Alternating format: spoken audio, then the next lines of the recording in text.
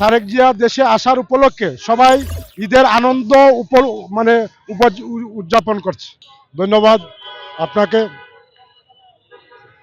আগামী 25শে ডিসেম্বর বাংলাদেশের আশা আকাঙ্ক্ষার প্রতীক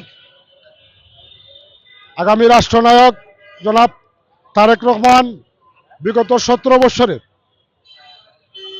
বিদেশে থাকাকালীন এই ফ্যাসিস্ট আওয়ামী লীগের দুঃশাসনের বিভিন্ন নির্যাতিত হয়ে আজকে 17 বছরের প্রবাসে থাকার পরে আগামীকালকে দেশে আসছেন।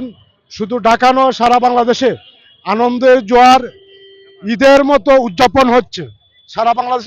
আমরা আসছি সুনামগঞ্জ থেকে, শুধু সুনামগঞ্জ না, 64 জেলার জনগণ ঢাকাগামী অবস্থান করছে। এই জিনিসটা দেখছে শুধু আমি না, আমি একজন বিএনপির কর্মী হিসেবে আমি না, যারা কোনো পলিটিক্স করে না, রাজনীতি করে না, সাধারণ জনগণ, এদেরকেও তারেক জিয়া দেশে আসার উপলক্ষে সবাই ঈদের আনন্দ উদযাপন করছে ঈদের মতো। আমরা নেতাকে দীর্ঘ 18 বছর দেখি নাই সরাসরি, যার কারণে একটা নজর দেখার জন্য সারা বাংলাদেশ থেকে মানুষ দল বেঁধে, দলবল নির্বিশেষে সবাই আসছে উনাকে দেখার জন্য এই আনন্দে।